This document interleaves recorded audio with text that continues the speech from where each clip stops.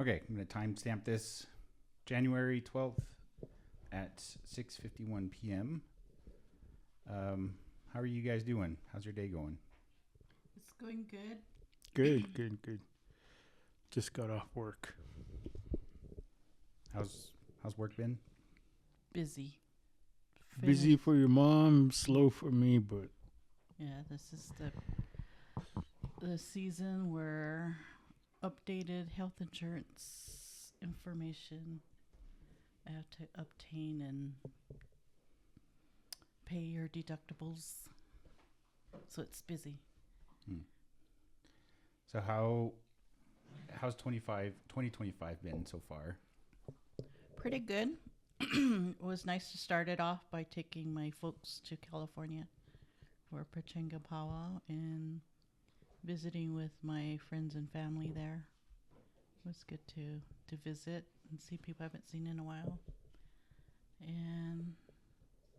But this is the year where we're gonna bring down our debts, which we started, but Derwin had a little setback here with his infected leg, so we know we have to pay with that. So I'm back in beading business again. How's that been?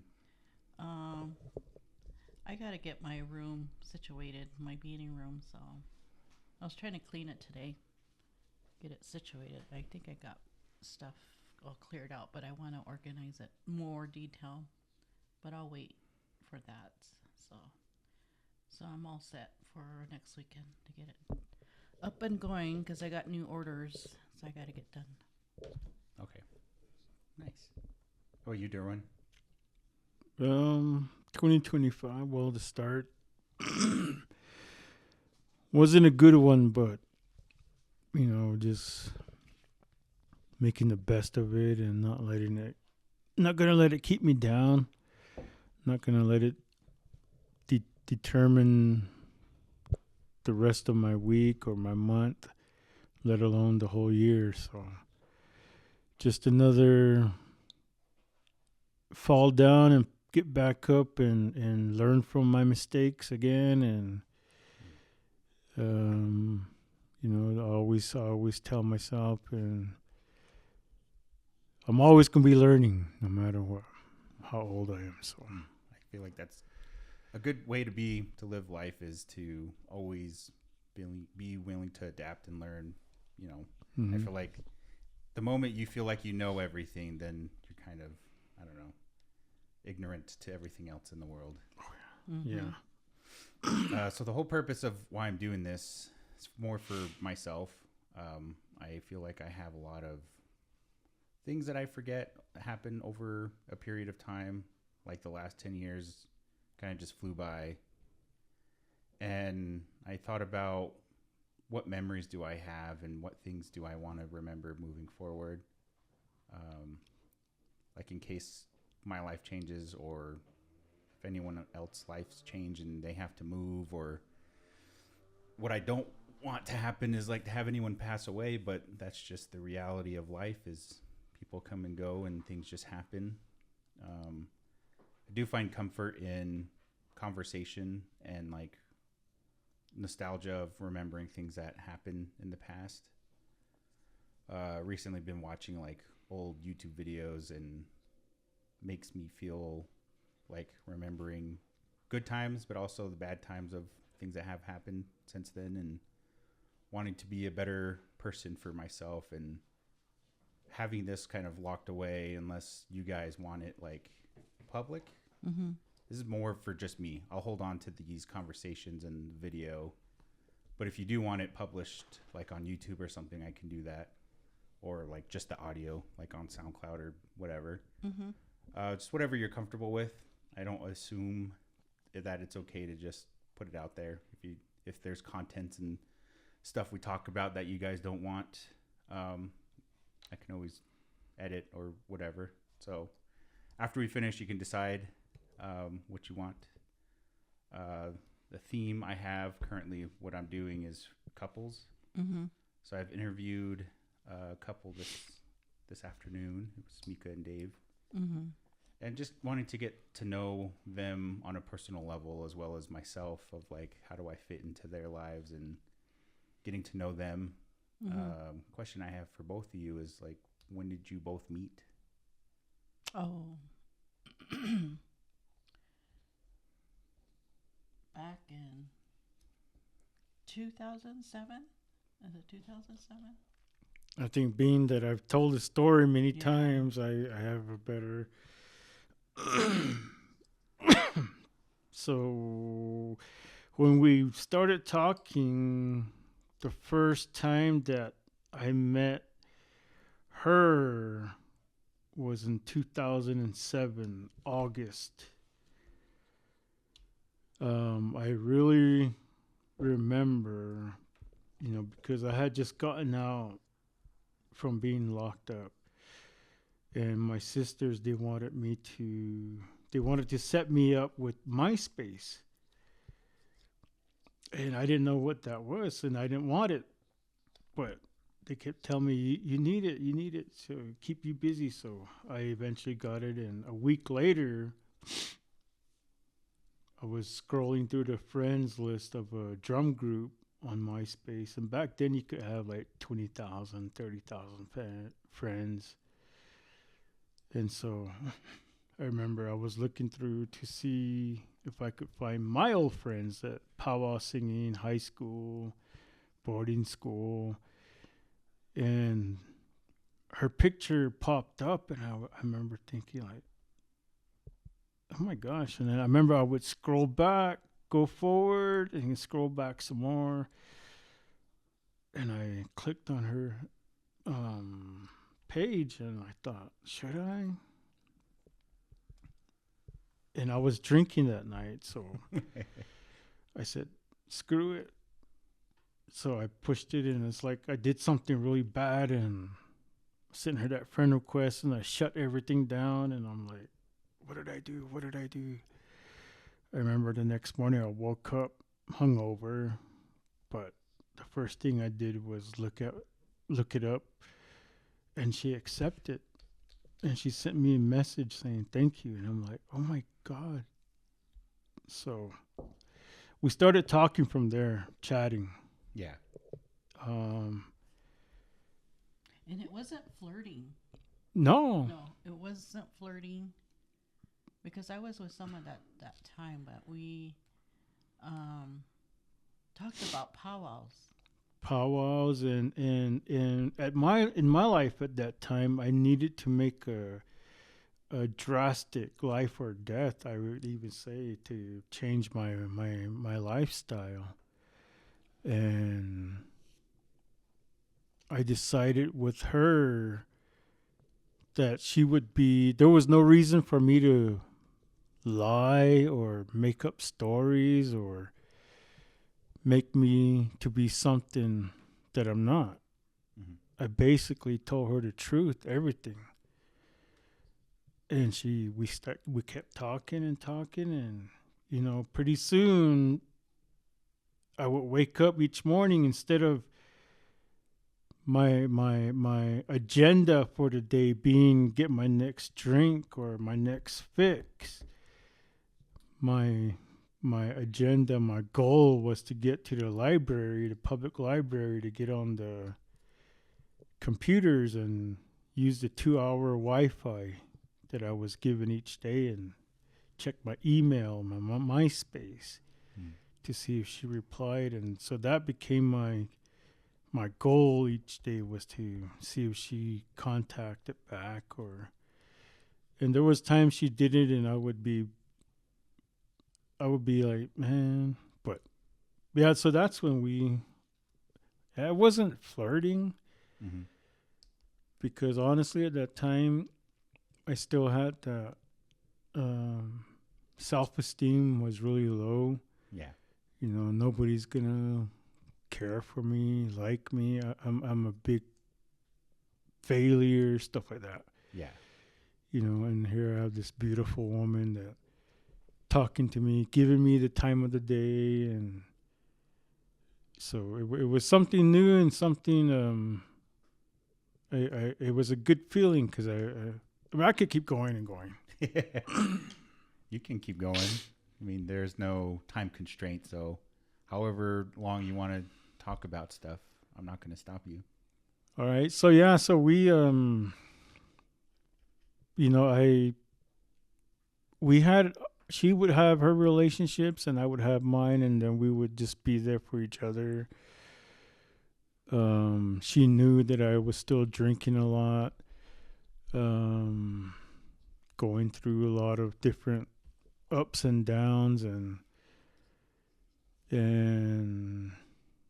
I do remember at least 5 different times though that she had gone out there or done, like she bought a bus pass for me, Greyhound, and I gave that up. I didn't go on that, and it was to go meet her. Mm-hmm.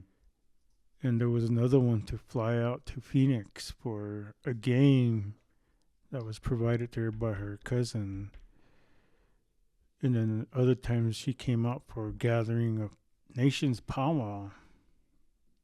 And each time I would just like disappear, because I didn't think that I was honestly, I didn't like myself. So I didn't think anybody would like me. So I ghosted her, and it was until December, or it was until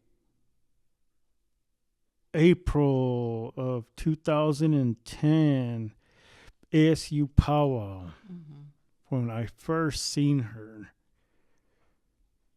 in life. In person. In person, yeah. That was an ASU powwow. I was with my ex, and she was with her ex. And, I mean, it was crazy. To the point where we were walking behind each other. Yeah, we ended up meeting at the same time, and we're all just staring at each other, but didn't say anything. So we just... But I felt like my ex knew who she was, because I remember getting that cold treatment on the road trip back home.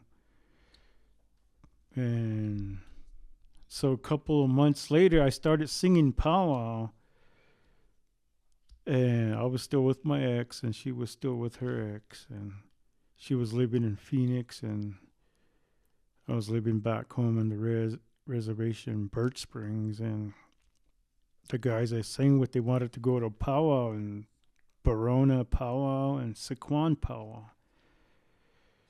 And I wasn't up to it because, honestly, I thought that lady I was with at that time was who I was going to be, who was meant for me to be with for the rest of my life, because we both drank. We both did the same thing. Our interests were the same, drinking and fighting and drinking more. So I honestly thought that, and I didn't want to leave that. So I didn't want to go, but I remember her telling me to go, and then her sister getting mad at me, telling me that you better go, you better experience the California powwow. And so we went. So I ended up going. I remember crying. I mean, I was sitting talking to my mom, crying, telling her that I didn't want to go. And now when I think back on it, it was the feeling that I was having was about my whole life changing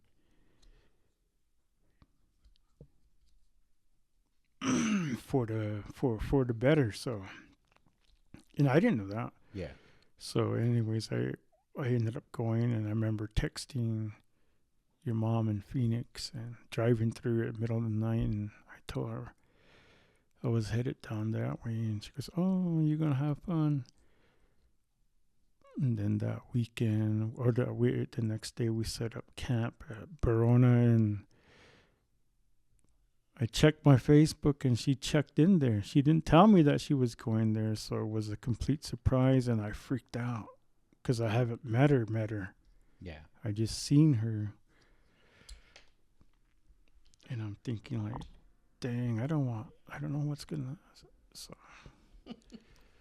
My mentality was, yeah, I'm gonna be there, but if you want to talk, I'll be there. If not, then it's okay. Like, don't worry about it.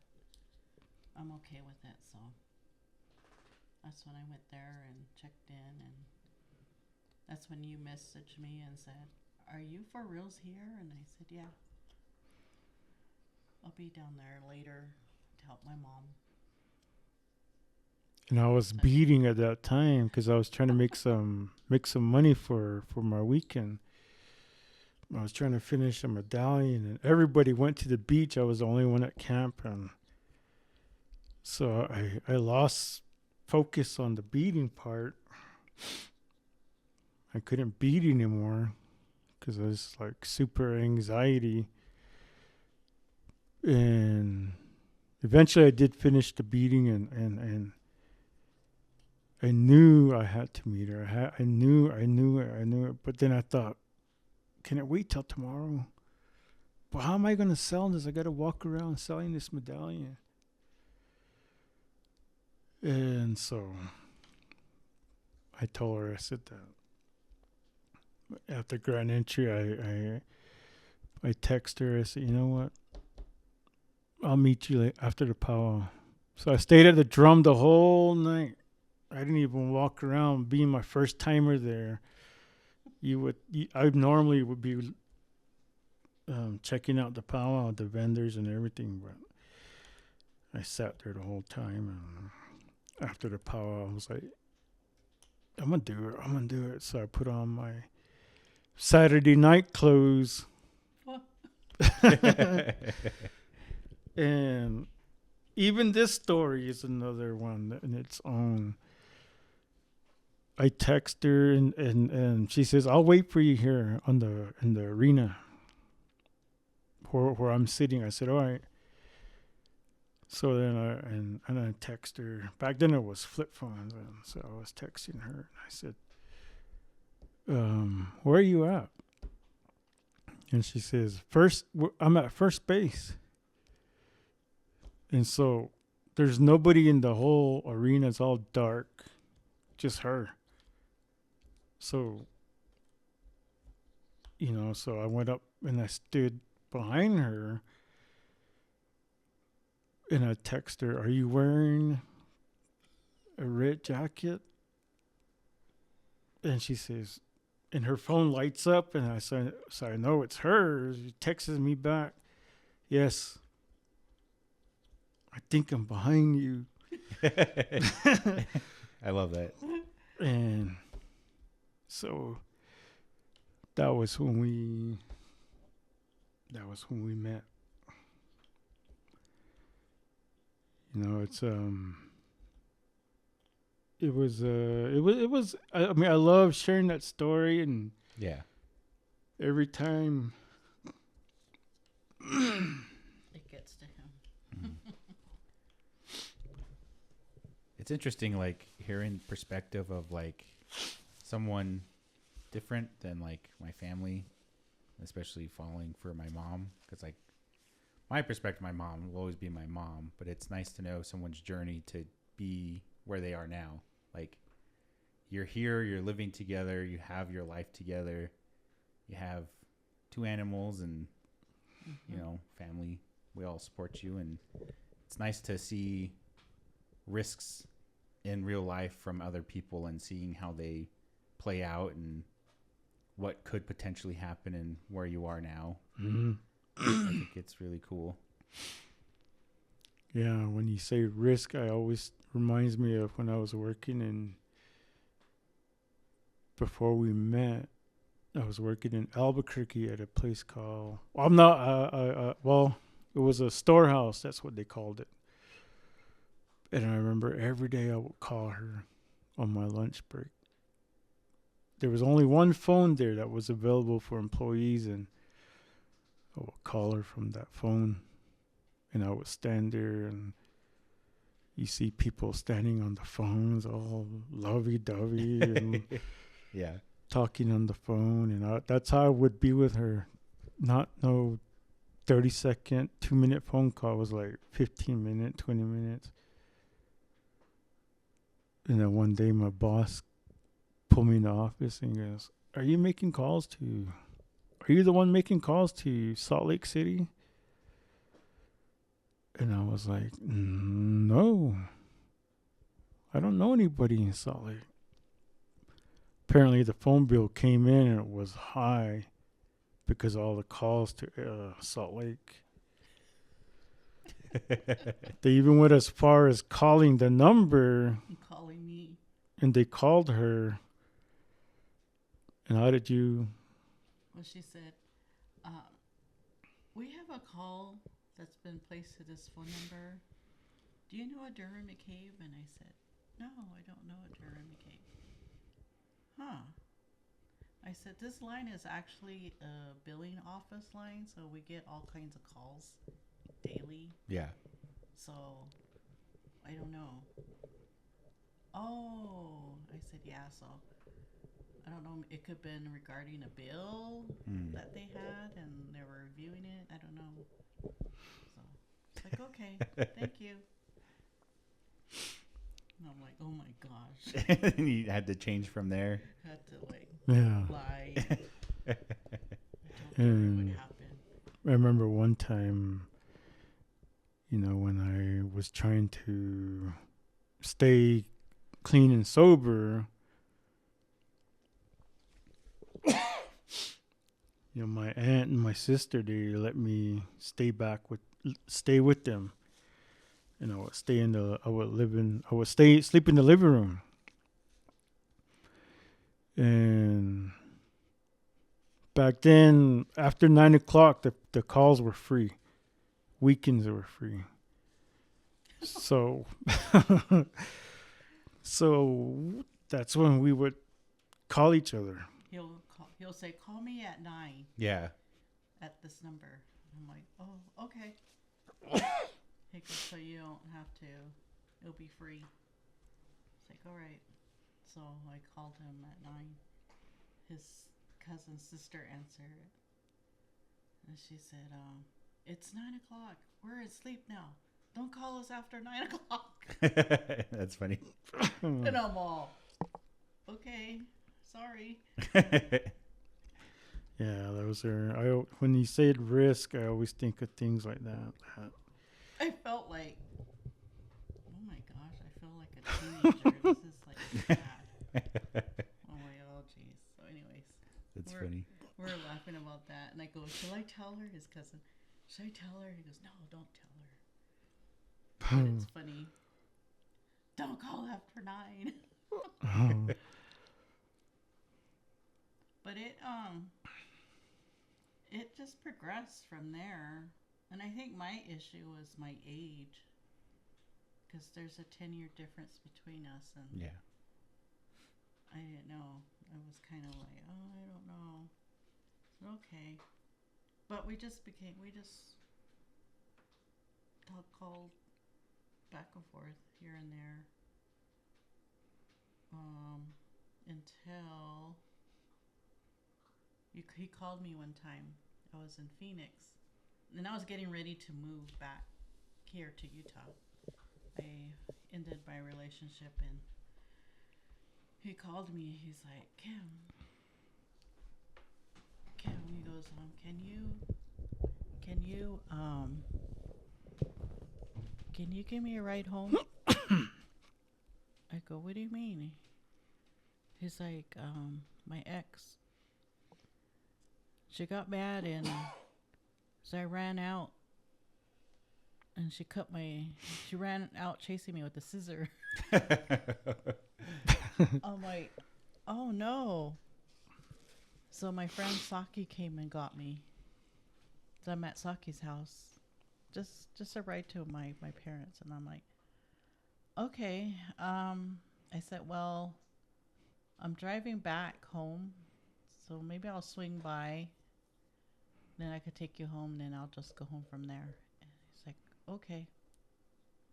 So drove over there and picked him up.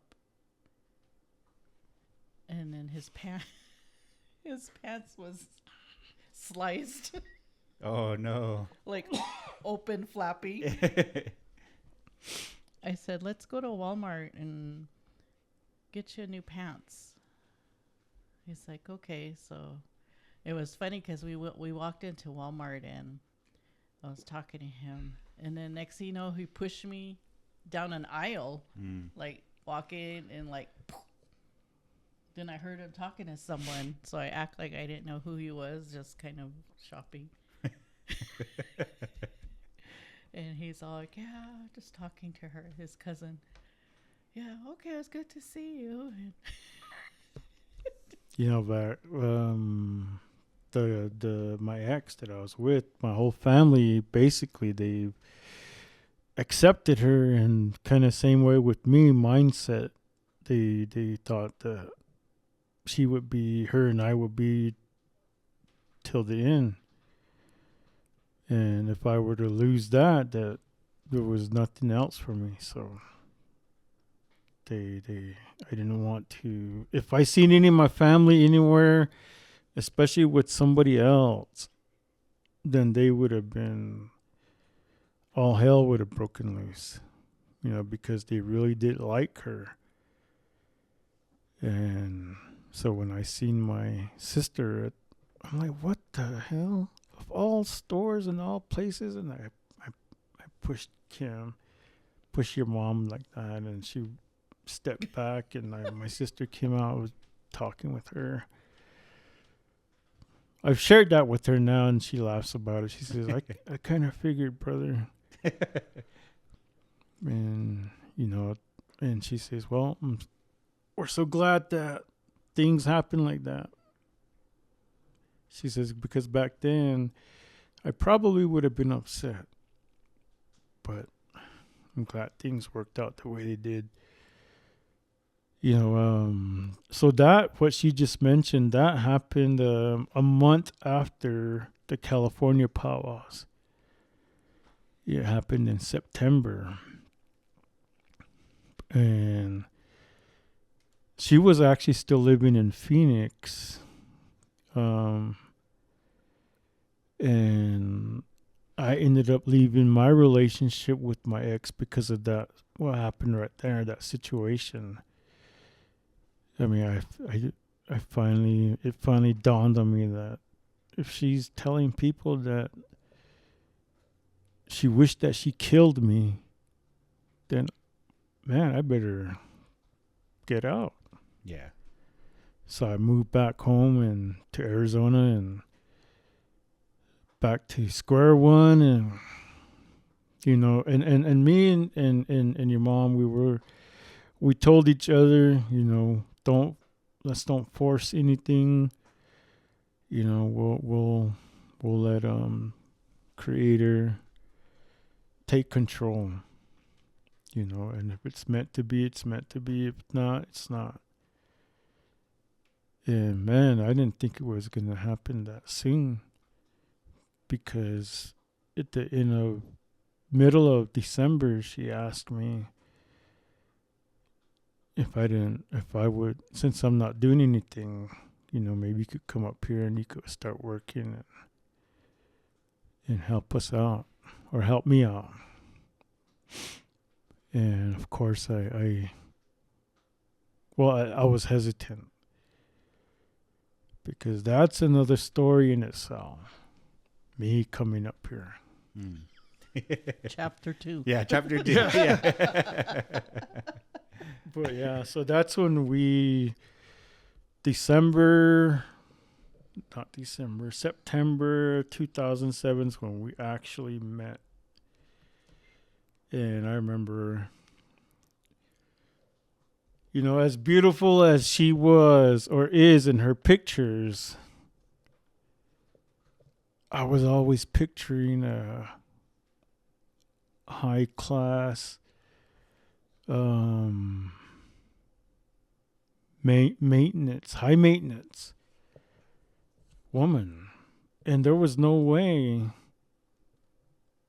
if I couldn't even afford a 4-pack of beer a day, how am I going to afford her hands getting done, her hair done? So that's, I never thought it was going to be possible. Then when I met her, I remember I was holding her hands, and I looked at her hands, and I thought, holy cow. Because she didn't have her nails done. Yeah. And I thought, oh my God, that's the kind of, that's the kind of woman that I like. And I asked her about it, and she says, I'm not going to get all dolled up. So, there's a lot of things that when we first met, it was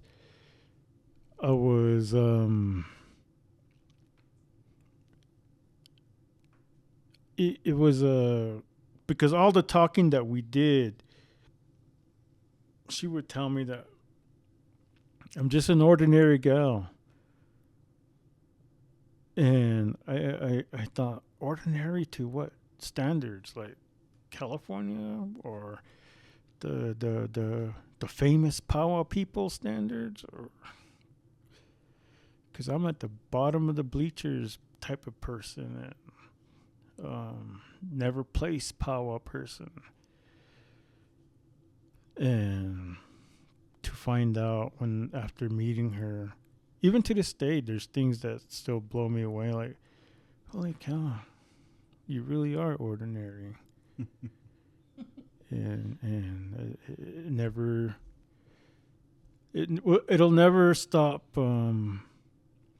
making me feel good about that.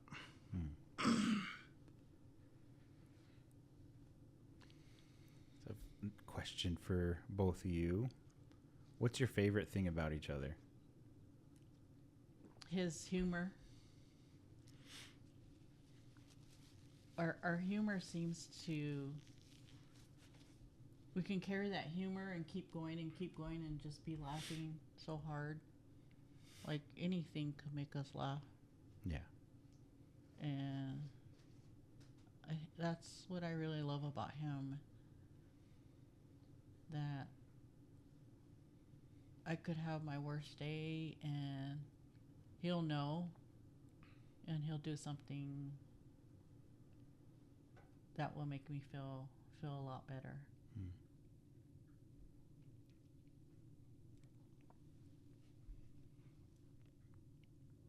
Mine would be her unconditional love. There's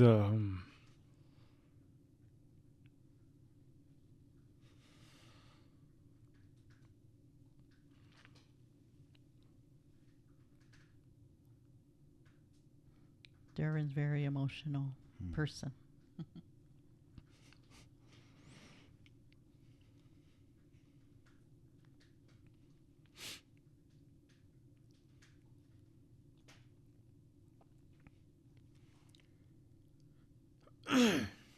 even to this day, she hears me question God, myself, her, and it all boils down to me asking the question, why me? Why do I have what I have now? Meaning, I have her, I have a home over my head, I have a job, a vehicle to drive, I have her 2 grandsons who call me grandpa. I have the feeling of being loved when I'm around her kids and her mom and dad. And then I question myself, why me? Because of my health and mainly my health, and so for her to love me this morning like she did that day we met, that's it's a blessing, a beautiful thing. And I just gotta I'm learning how to accept it, because I feel like if I accept it and run with it right away, I'm gonna fumble the ball again. I don't know how to run with the ball. My pride takes over, and I'll get tackled somewhere. What would you say is your biggest strength as a couple?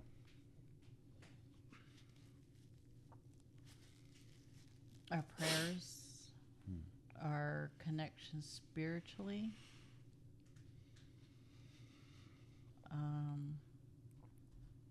When he's down, I always have to remind him spiritually about, our connection to Creator and Mother Earth, and make sense out of it. I think that's what our strength is together.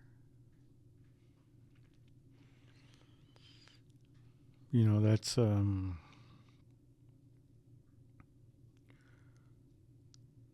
for me, being in recovery from the alcohol. I've had to learn to put myself first before anybody. No longer can I be that.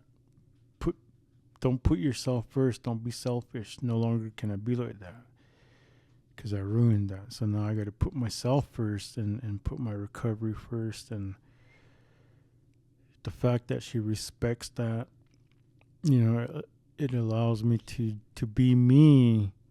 Her letting me be me is a big. I feel like that's one of the strong things that I like about us. I like that. What things do you both enjoy doing alone? On what things you enjoy doing together? Alone, I like doing beadwork because I'm in my own zone with my TV. My, what do you call it? Reality TV. Yeah. Together, we enjoy road trips. We enjoy singing our heart out on road trips, sharing songs, our favorite songs, and what it reminds us of, stuff like that. Me lately has just been playing my game on my phone, and she calls it saving the world.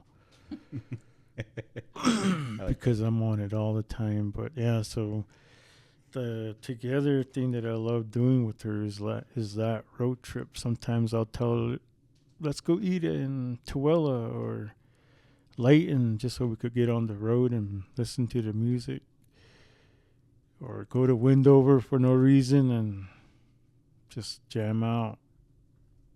One time we came back through Escalante, I think it's what it's called, Caliente or something like that.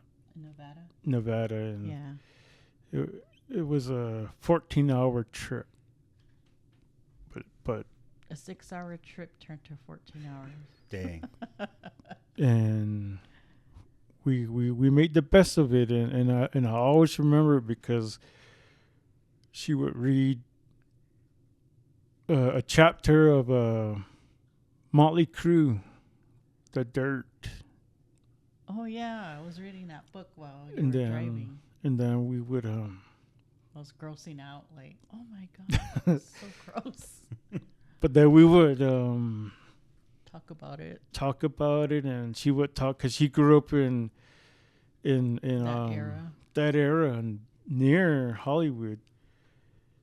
And so I've always admired that about her. I love that about where she's from, and the fact that she's been to some of those before they were big type of functions and flyers, just seeing all kinds of stuff. She tells me about it, and she would tell me about, after a chapter, she would tell me, I remember this and I remember that, and I'm like, oh my God, you went there, you saw that.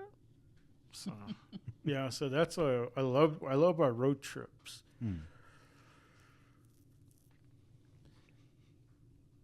How would you say your parents influence your views on your relationship? I always see my mom and dad, their relationship, it has their ups and downs, but I see how much the love they have for each other, and I've always wanted to me, that's how I saw life was supposed to be. That, Yeah. You love someone, you be with them, and you grow old together. So that was my interpretation of what I wanted in life. So with your dad, even though we're young, I thought he wanted the same thing, go that route. I thought that's what's everyone's goal, was to do that in life, but that didn't work out the way I thought it would. I end up going down a path of trying to figure out myself that I wanted that relationship that my mom and dad has. And that's what I tell Derwin, like, my life right now is being a mom, a grandma, and be there for my mom and dad, and be a sister, and that's all I want to be right now. I don't want no drama. I just want to have life with my family. Yeah. And have a relationship like how my mom and dad has. Like, I take care of you and you take care of me. We have each other's back. So with that, with my grandma and grandpa, that's how I want my relationship to be. Yeah. Be together forever.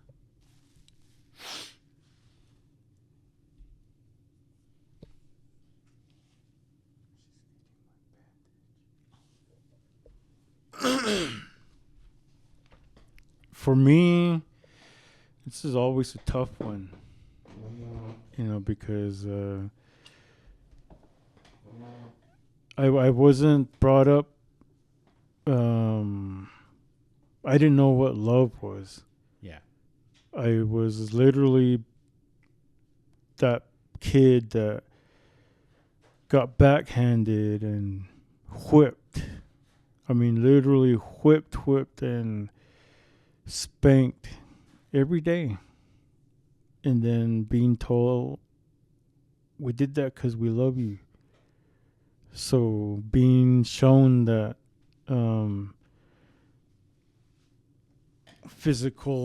that type of physical love, it was tough. So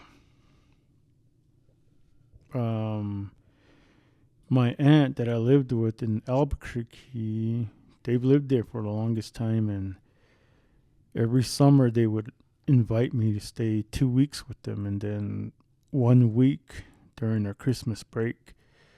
So 3 weeks out of the year I would stay with them, and I started looking forward to them, because I remember the first time being told I love you, and I didn't get a whip, or I didn't get hit, or I didn't get called stupid, or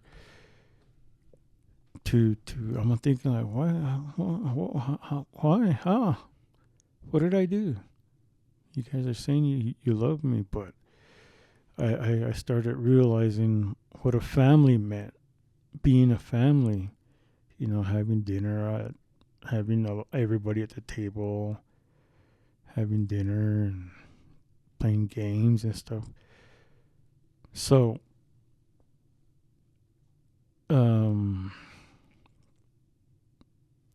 how it's influenced me now is how not to be.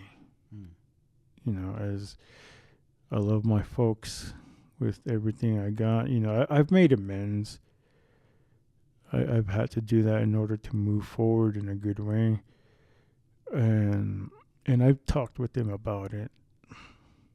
But your mom will be the first to tell you that I still carry a lot of that.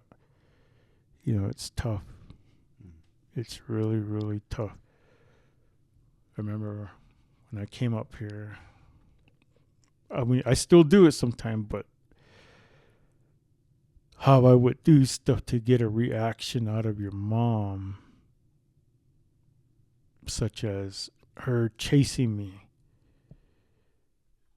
And what I mean by that is, like, I'm used to getting in an argument and a fight and me leaving, packing my bags, and the whole time while I'm packing my bags, she's standing there crying, "No, don't go. I'm sorry. I'm sorry."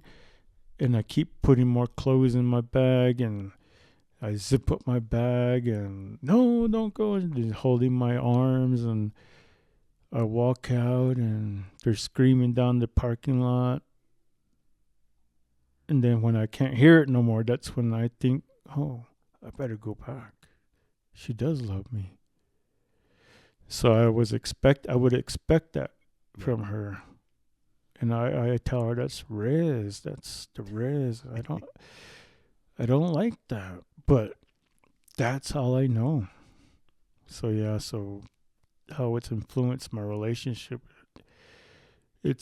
I've had to, don't do this, don't be like that, and you'll be okay. Well said. He he did that to me. Took off. And I'm like, what is he doing? Then he was all upset, and I'm like, oh, okay. So he left. So I'm like, all right. Well, I was going to go to bed. So I just went to bed, put my phone on silent, went to sleep. And then I got next morning, and he wasn't back, and I'm like, okay, I guess he did. I don't know where he went, but so I turned back my phone, and he called me. I go, where are you at? And he's like, I'm at Motel 6. Go, what are you doing over there? Can you come get me? So I went to go get him, and I'm like, where'd you go? And he goes, you didn't chase after me. I'm like, why would I chase after you? He goes, well, didn't you want me not to go? And I'm like, well, you didn't tell me where you're going. Then I wasn't about to ask because I knew you were upset, but I'm not going to chase you. So I said, my mom raised me not to chase men, so I'm not going to chase you. Then he goes, here, this needs to go back in the bank. And I'm like, it was money. Mm-hmm. Did you take the money out of the bank? Yeah, before you got it. And I'm like, why would I need the money? He goes, I beat you to it. And I'm like, okay. And so then when we got back home, I said, what's going on? Like, why are you doing that? And he's like, well, my ex, when I get upset, I pack my stuff and I leave and they chase me. He goes, but you didn't chase me. I'm like, I don't know why I would chase you, but... And then he's like, okay, well, I took the money out because I was afraid that you're going to go over there and take the money out. And I'm like, oh, okay.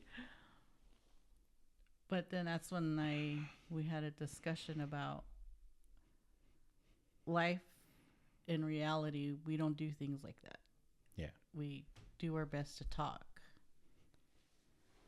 And I will never chase you. If you get mad, I'm not going to be chasing you or calling you or trying to track you down. That's not me. I'm not going to do that. So, but it was funny because this guy can start his own argument by himself. Get mad. And I'm just sitting there watching him like, is he trying to... what are you doing? Why are you getting mad? Well, doesn't that make you mad? I'm like, no, there's no reason to. I go, you're doing it yourself. And then I start laughing. Then he kind of like starts laughing. Okay, never mind. But that whole thing is over with now. But it's funny how we come back and laugh at it. Laugh. Like in hindsight, looking back at it now, it's different. Different Time in your life and how you process and think through. I mean, the biggest part was the drinking. Yeah. I'm used to drink till I black out, then wake up, and if 7-Eleven's selling at 6, then stand there with your change in your pocket, waiting for the door to open, get more beer. That's how I am. So when I came up here, of course the alcohol is different, the content, but I remember, I'd say the first time I really drank was at Terry's house. Yeah. Or was it Patrick's? Patrick's house. This one is funny. And I didn't know. I mean, I drank till I blacked out. Yeah. But to your mom, it was new. Like, what the hell? I mean, they had like hard liquor there. And I'm used to with my cousin drinking socially. We just, we don't guzzle it. But this guy was guzzling. I'm like, what is he doing? And then my cousin, he's gay. He has all these gay friends there. And then he's all getting mad at them. Like, they're trying to flirt with me. And I'm like, what are you?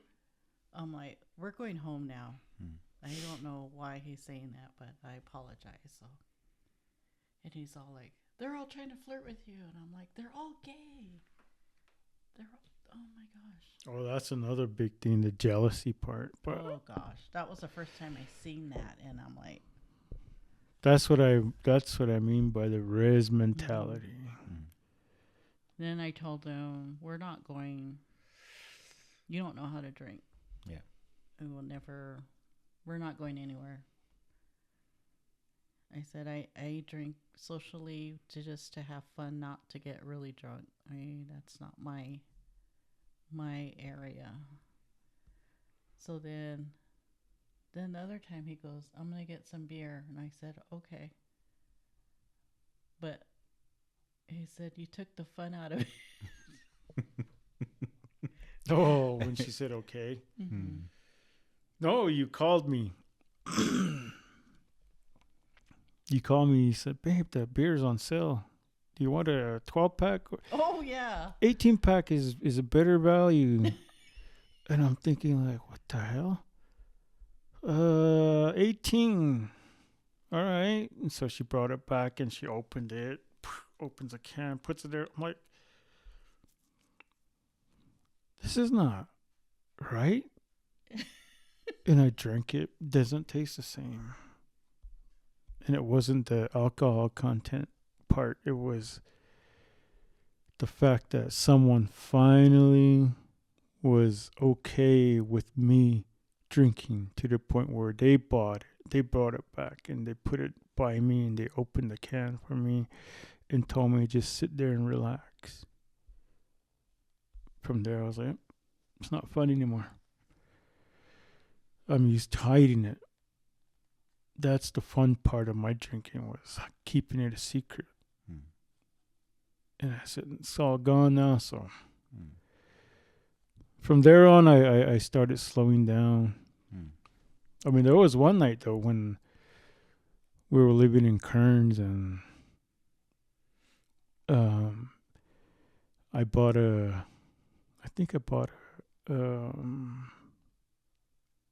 8 beers, I think it was, in a 12-pack. And I drank that all behind her back. She thought I only had like 3 or 4 or something. And we were sitting out back. And I knew I had no more beer, and I didn't want to drink their wine. So I told her, I'm going to go inside and use the restroom. So I went inside, and I hurriedly looked for the keys, and I got the keys, and I ran out front, jumped in the van, and drove down to the gas station. And I got me another 12-pack because I have to keep it. 12-pack. She's going to know that I got something different. She didn't know I went to the store. I snuck off and I brought the 12-pack back. And she didn't know the whole night until the next day. I told her that I did that, and it bothered her for a long time. Whereas for me, that was normal. That was really normal.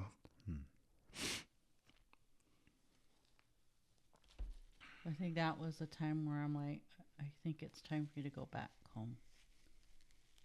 If you're getting to that point. That was your wake-up call. Mm-hmm. So, I think we went off track there.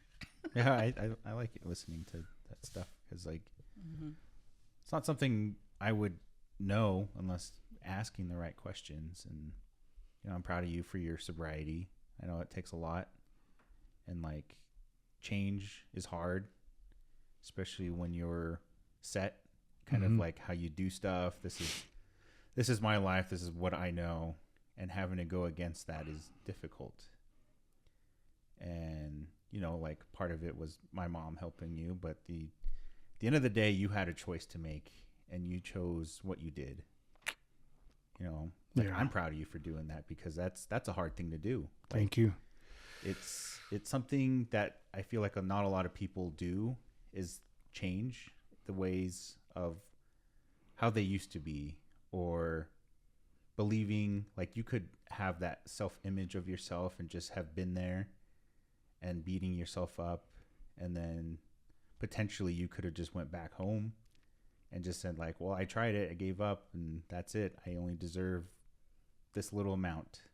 But you believed in yourself enough to want something more. And, you know, working through relationship problems is hard, and having someone that wants to be there to support you, you know, like, growing as a person is difficult, but growing together as a couple is difficult as well, because you have to put your consideration of your life. What does it mean, and what do you find value in yourself and together?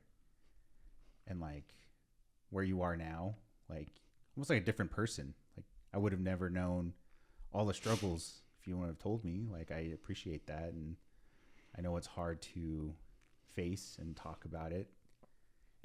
Like, for me, I feel like shame for stuff I've done and things I've said that I didn't really mean, just like out of frustration from, like, how you feel on the inside, but outwardly different. Like, you know, your actions and your words try to align, and then eventually they do. And being a better person from that whole interaction. And it's crazy how life can change and how much effort you put into it. So I think that's great that you did that. And, like, thinking in the future, like, where do you both see your relationship going in the next 5-10 years? Do you have, like, dreams, goals of what you want, where you want to be within individually? Where do you want your goals and dreams, and together, where do they align? My goal is to own a home again and grow old with him, and for him to listen to me so he can be old with me.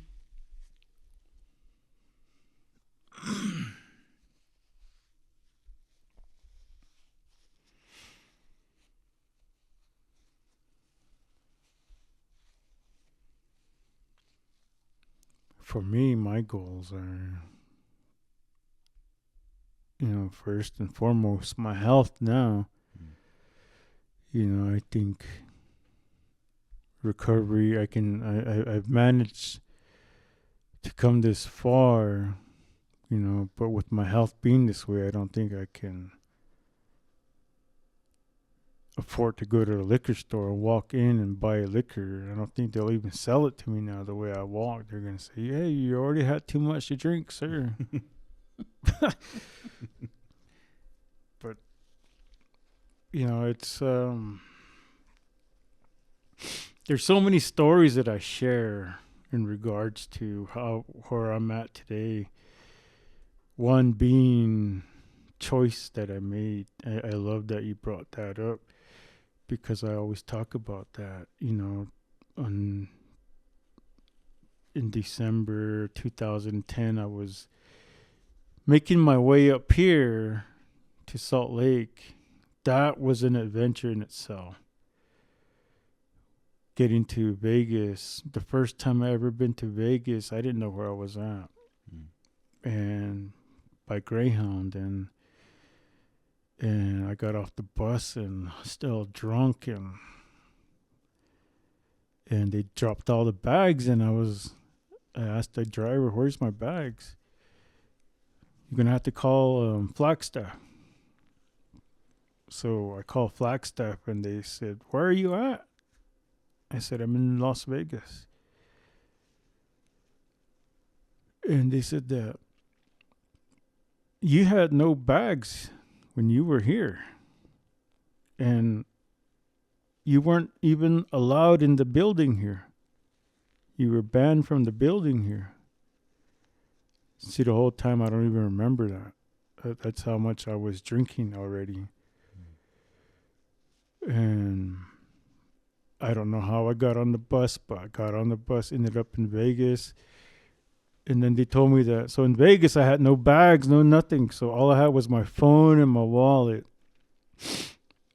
And I remember your mom sent me was it through PayPal? Something like that, where she could send money. Back then, there was no Venmo or Cash App. But PayPal was the only thing. So Western Union? No, because I had no ID. Yeah. I think it was PayPal. I know I had my ex-girlfriend's card. And back then, they were always checking the names to make sure they match on the ID. I did have an ID, but it wasn't Western. It was on a card. But anyways, she sent me enough money so I can get something to eat, and I did. And of course, I got the cheapest amount of food. I told her how much the food was. I gave her the highest price items, and she sent me that much. And then I ordered the lowest cost items, just so I could have money for booze. And I ended up passing out on the streets or there, Fremont, in front of the bus station, and I woke up because we had a 24-hour layover, and I woke up later on, and my phone was gone. And back then, it was the first Galaxy phones that came out. My phone and my phone charger were stolen, and so I had nothing, no connection to anybody. So anyways, I had a choice. I could just hang out here, don't get on the bus, just hang out here, because my sister lives in Vegas. She'll drive around, and the kids will drive around. They'll find me, and they'll get me back home to Arizona, where everything's comfortable. And this was all, at least I tried, haha. Mm-hmm. Or I could get on the bus and go to this place that I've never been. I don't know what I'm getting into. So time went by. Finally, the bus came, and that man says, all aboard, boarding for Salt Lake City. And I was the last one to get on. He says, you can get on, sir. And I stood there, and he goes, you gonna get on? And the way I look at it was, Creator, God, fate, everything, all the prayers that were done for me, that I did for myself, is what got me on that bus. I was still drunk, because I didn't know what I was getting into. And So when I woke up in St. George, and then I passed out again. I woke up in Scipio, hungry this time. And I remember thinking, what the hell am I doing? I was starting to get scared because I was sobering up. You know, I just know her kids from MySpace. And her mom and dad, her sister, especially her sister, sounds really mean. Man, what the hell am I doing? These guys are, they're I'm not going to make it. I'm not going to last a week. I just made it harder for my own family to come and get me. You know, but then started coming up this way, and I was chatting with this lady. You know, she kind of instilled in me, snap up, man. You know, this is what you've always prayed for, and it's happening now. You know, stop screwing around and open your eyes. So I remember thinking, I started putting all of my recovery, my treatment stuff into effect. I opened that closed box in my head, and I opened it up and took out the recovery, treatment, sobriety. And I remember the first thing I started doing was, do this for yourself. Don't do it for anybody. And I remember telling myself, don't go up there. You're not going up there to please her. You're not going up there to please her kids. You're not going up there to please her parents, her grandson, but at that time was only Isaac. You're not going up there to please my family, anybody. Going up there to make yourself happy. You know, because it's a snowball effect. If I'm happy, the people around me will be happy. And the people around me is going to be her. And if she's happy, the people around her are going to be happy. Which were her kids and her mom and dad and her grandson. And it's just a snowball effect like that. So I had to, that's when he said choices, that's what I thought of right there.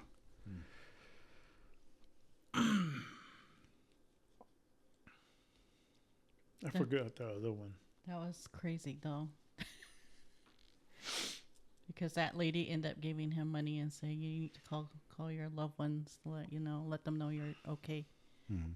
So he called his dad, which he remembered his number. Then his dad called me. Said, Derwin's on the bus. He'll arrive in Salt Lake at this time. And let me know when he arrives. I said, okay. So he did arrive, but he looked all haggard. I'm like, oh my gosh. What the heck happened? But that was his first time in Vegas, knowing that you can drink on the street. Celebrating with the University of Utah band. That's funny. Oh yeah, that was during the Vegas Bowl. Mm-hmm. So if I look up Vegas Bowl 2010, I'll remember the exact date that I was standing under the Fremont. Drunk. Oh, that was so funny. But then he goes, I have no clothes. That's when you had to wear my clothes, my boxer, my sweats.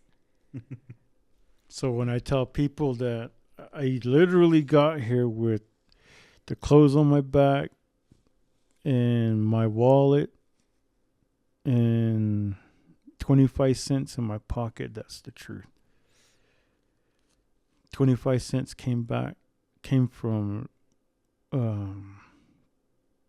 the coin phone. Payphone. The payphone. Payphone, yeah. That's crazy. That's crazy. How what do you guys do to celebrate each other's success or your anniversary? Red Lobster. Nice. Red Lobster. Red Lobster, and because I know that she loves that place. Mhm. I like it too. You have a favorite thing you get there? It has to be crab legs. Crab legs. Derwin will either get salmon, some sort of fish. Or the all-you-can-eat shrimp. Yeah. Mm. We used to go to Wendover too, but it got expensive, the buffet. So Red Lobster. just Red Lobster. That's funny. Yeah, we don't. We have to be specific on the anniversary, like because we're not married. Mm-hmm. So people, you guys been married for that many years, and I just say, yeah. But those that know us, you're not married. Mm-hmm. So we have to say when we met, Yeah. which would be Labor Day weekend, and my birthday is always 2, 3, 4 days before Labor Day weekend. Mm. So it coincides with that, and I usually got to pick either one. But lately they've been going down to Barona Powwow, so Which is always on your birthday. that same weekend. So Nice.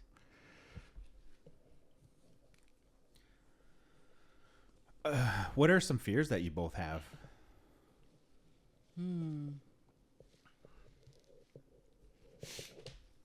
Let's see.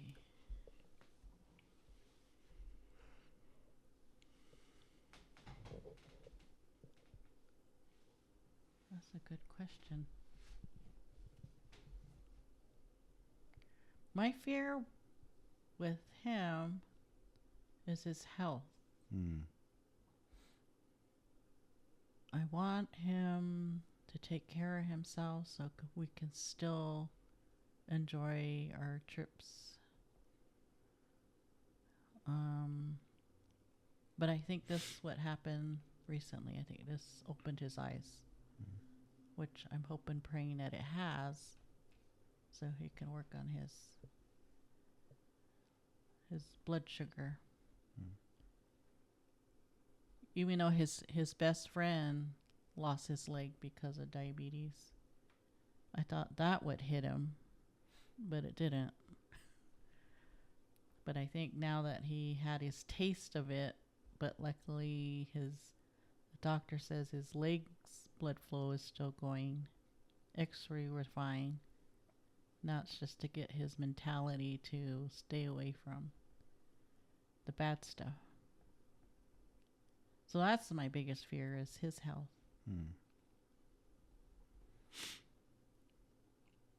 who lost her leg? Saki. Oh, yeah. My biggest fear is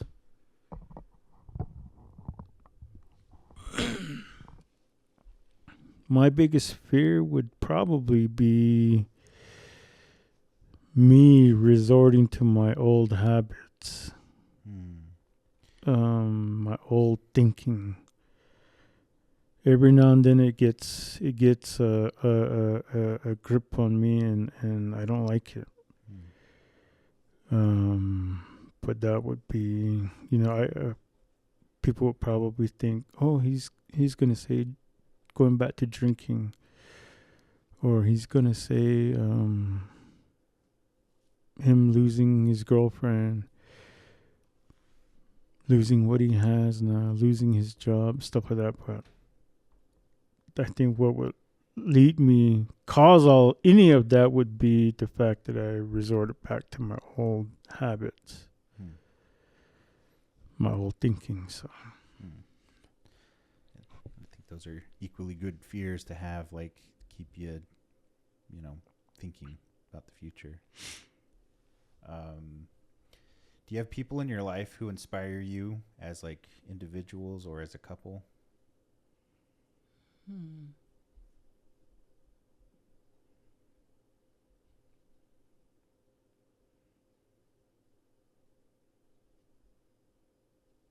That's a good question.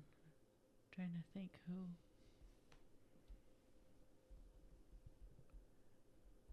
who inspires us.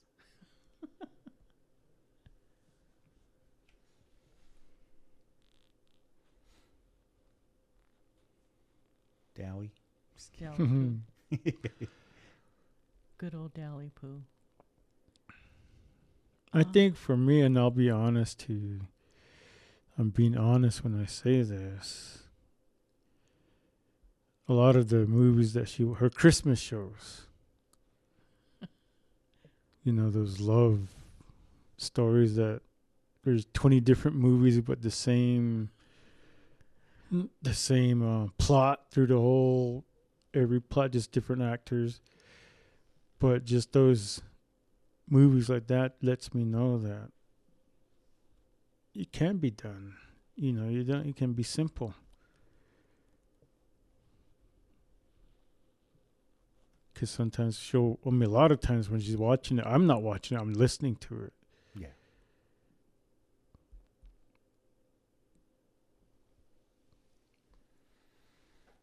I'm trying to think who.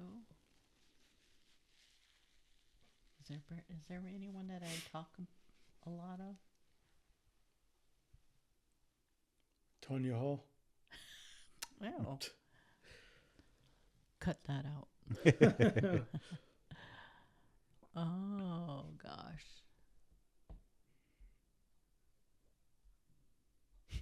I try to live my life like through my mom's eyes.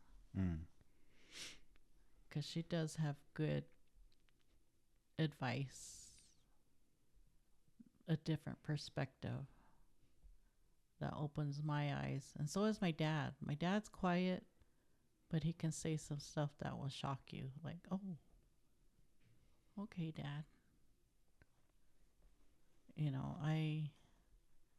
I admire them, and I want to live a good life like that. I like that because when you sit there, I'm like, oh, yeah. Especially when we take road trips with them. Derwin and I has taken some road trips with my mom and dad, and they're fun. Yeah. They're really fun, and I know Derwin likes it because my mom always calls him son. Son, come here, son. Son, what do you want? So, yeah, I want to be like that. I try to. But it's weird. It's like my mom's like that, but I have a standard of her being an elder, a higher person. And it seems like me saying that, I'm like a little kid still. But I'm not a little kid. I'm getting old, and it's just a different feeling. A different feeling as far as like my good friends in California, like their kids are like my sons and my daughters, and talking to them like that, it's a different feeling. It's a good feeling too. But yeah. It's a good part and I had that just for like the ending part of the couples. If you guys want, I have some other questions. If they're not like anything serious. I'll go through just a few of them. If you could have a dinner with 3 people, dead or alive, who would they be? As a couple or? No, individual. Just John Cusack, Bono, the last one. Who would be my last one?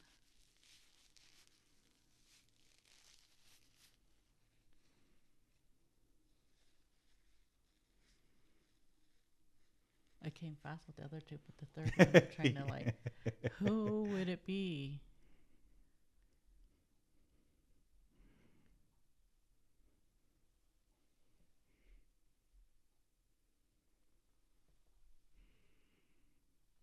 Who would I would love to have met, but it was way before my time. Was the Little Rascals. Oh, I like that. I would have loved to meet the whole cast. I like that. It's a good answer. Especially the one I named myself after. Chubsy Upsy. But I call myself Chubsy Wubsy.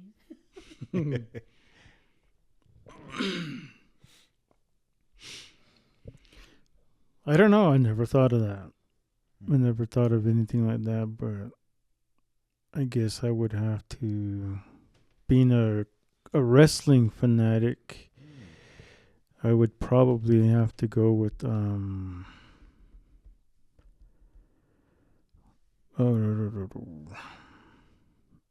I just had him in my head.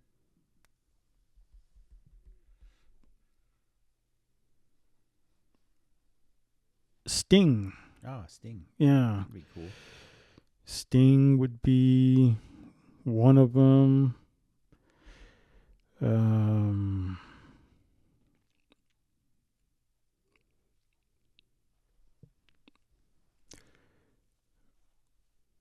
One would be my old boss when I first started working for Goodyear, Flagstaff, the service manager there, and he was the first one that would tell me, "You're gonna become somebody." He used to call me Durgle Bogey.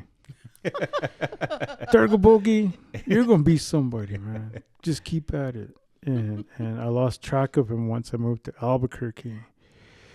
But boy, was he right. I was so close to owning my own shop.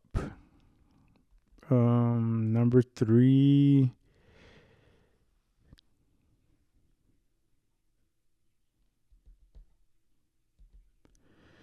I'll probably go with my cousin. He passed away. He was my best friend in 93. You know, I would ask him how upset he is with me, at the same time how proud he is of me, and things like that. So those would be the 3. Sting would be because I just want to, I love him. Yeah. If you were a ghost, how would you haunt people?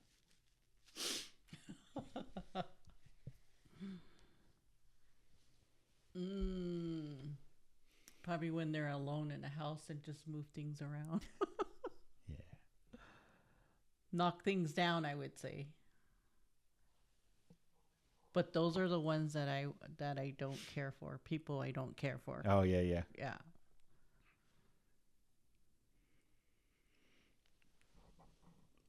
I don't know. Probably the same way too, but I'm not all about that.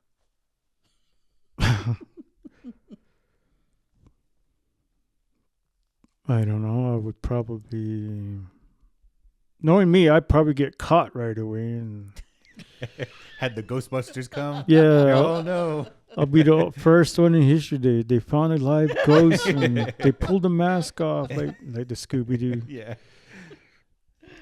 That's funny. Scooby-Doo. Yeah, I don't. So I'll probably be the same way. If you could be any hero or villain, who would you be? Hero. Growing up, I was into Superman. And I used to watch Wonder Woman a lot too. Probably something like Wonder Woman.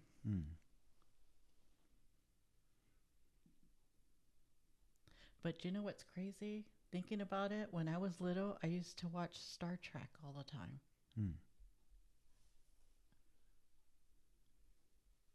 And I'm surprised I didn't grow up like a big fan.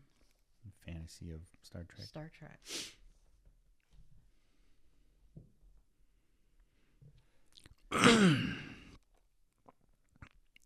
As soon as you asked that question, I choked up.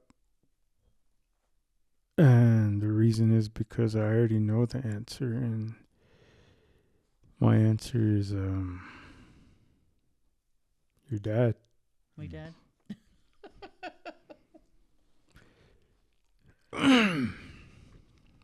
For him to to be where he's at now, and you know, all the stories that you told me about him, you know, despite his downfalls, you know, to me, he's that Superman. Mm-hmm. And, you know, I would like to be that person that someone says, I'm proud of my dad. Mm-hmm. You know, like how you talk about him. You know, I'll never get that, but like, I would like to just hear Che Che or Eastside or Isaac say that. You know, I'm proud of my grandpa. Mm-hmm. So I would say your dad. Good answer. Oh. What food could you eat every day? Crab legs, That's a good answer. rice and beans. I could have beans every day, and I say that because growing up, my girlfriend was Hispanic, and I used to ride with her to school whenever her mom. Well, there was a time where her mom stayed home, but her mom always made fresh tortillas in the morning with refried beans and eggs. So when I go to their house, the mom always gave me that. She always make sure I ate before we leave to school. And I remember, and I always tell Derwin this, I miss that bean taste, that bean when she make. I don't taste it. Then we found a place in Sandy. I'm like, oh, this is the beans. So we started going there a lot, and then they must have changed cook because it's not the same anymore. So now I'm gonna trek to find those beans, but there was a certain taste of that beans was really good.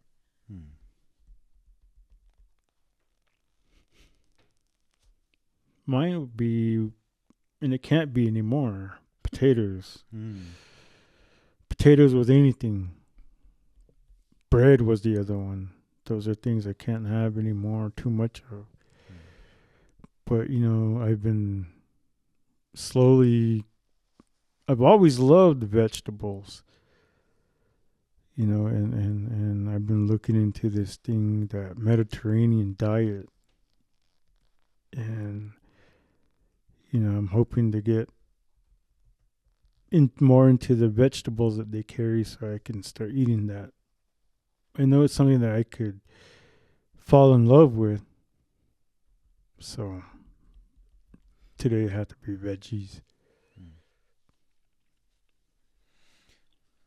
I got just a couple more questions before we wrap this up. What do you wish we could do together, like more? Camping. Trips together.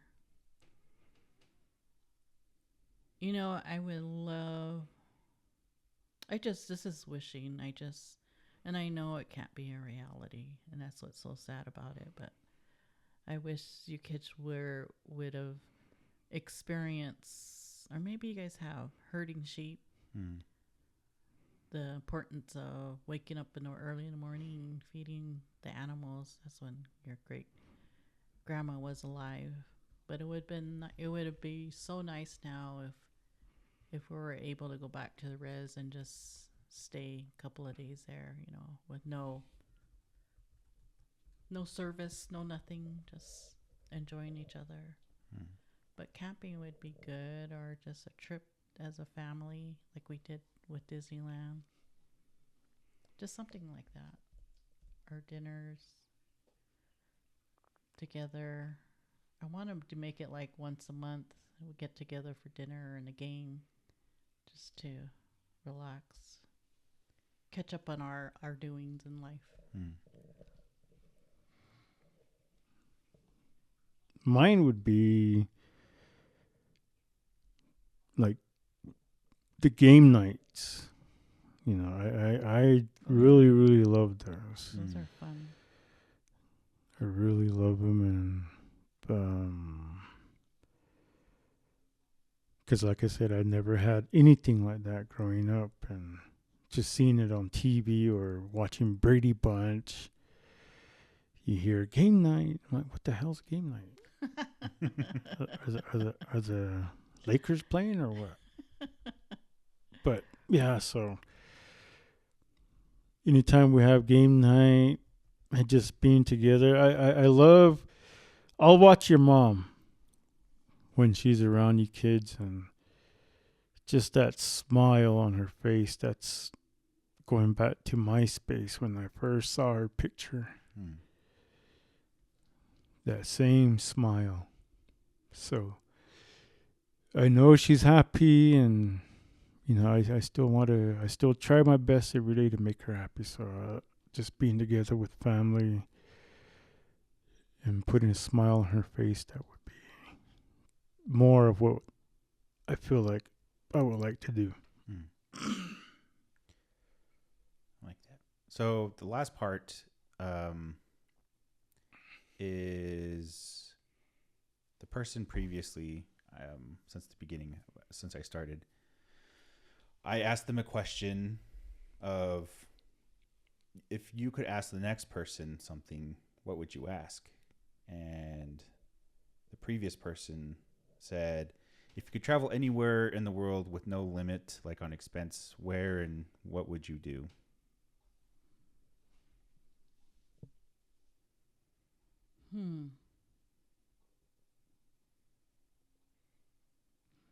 You know what I've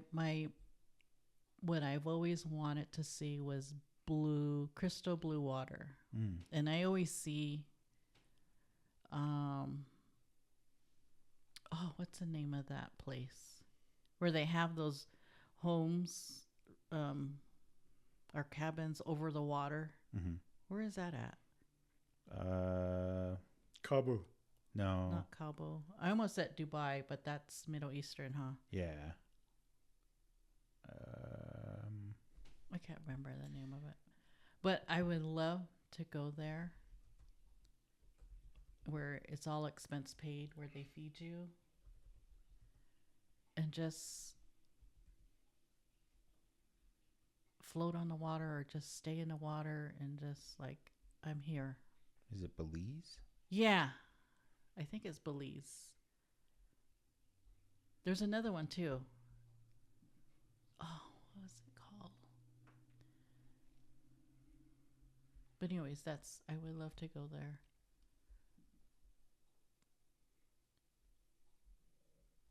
That would be my dream. I always wanted to go on a cruise, but I'm scared. No. The Maldives? No, it's not. It doesn't sound like that. Panama? No.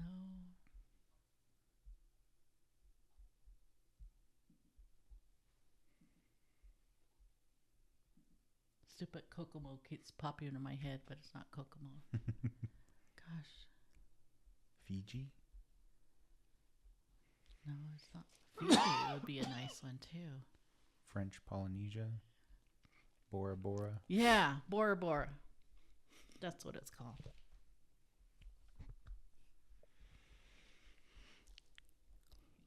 She knows where I would want to take her.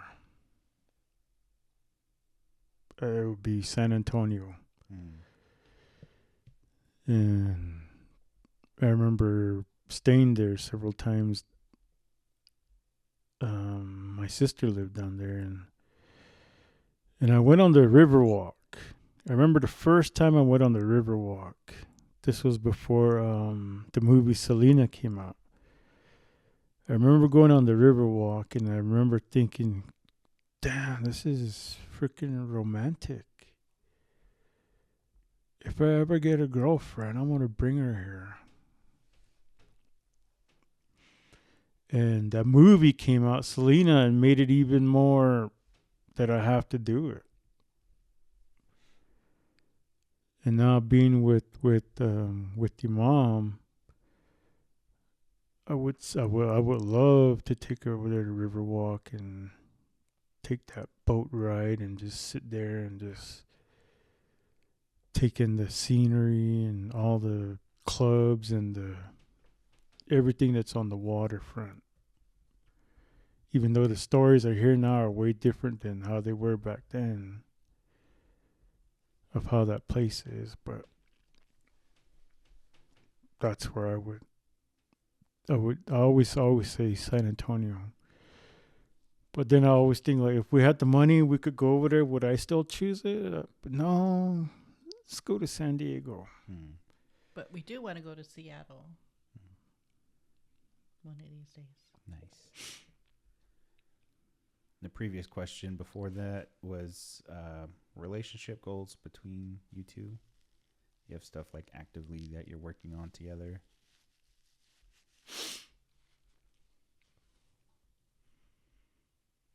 It seems like lately you've been working on paying bills as much as we can and trying to keep our groceries simple. It's a struggle what we're doing. A big thing for me is I want to get back into beading. That way I can help her out, with finishing projects or starting and finishing my own. And that normally brings an extra income for us. So that would be, and she's doing her part in helping. So I would say that would be a relationship goal, so that I can help her out in that way too. We used to. He'll sleep after work. Then when I go to bed about 10 or 11, I'll tell him I'm going to bed. He's like, okay, I'll get up. So he'll jump on the project. He'll stay up until 3 or 4, then go to bed, then I go to work. Then when I get off work, jump on it again. So it was kind of like, but lately because of his hands, hopefully him eating right, and maybe he'll get his feelings back again.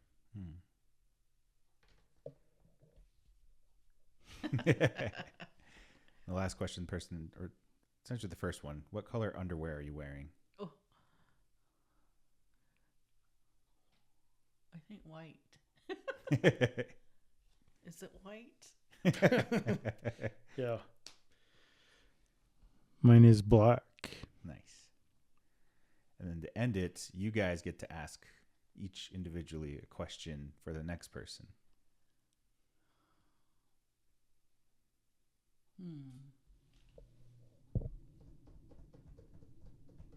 Could be any question. You see how random that one was.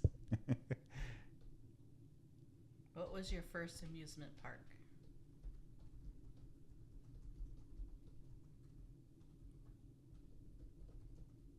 Do you already know who you're going to ask?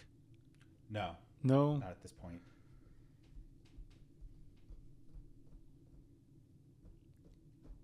I've already asked a few people to be a part of it. I just don't know in what order. Oh. Waiting for some people to confirm and planning time.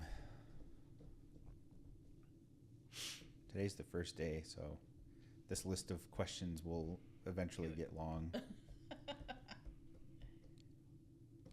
Okay, the question would be, who is the most important person in your life, and why do you choose yourself?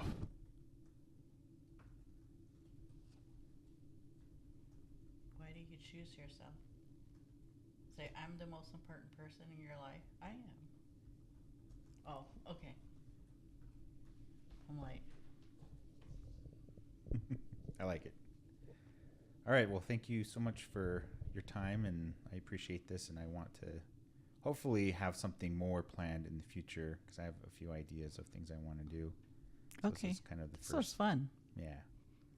We should have one as a family too. I think that would be good. We'll be laughing. Yeah. All right, end it here.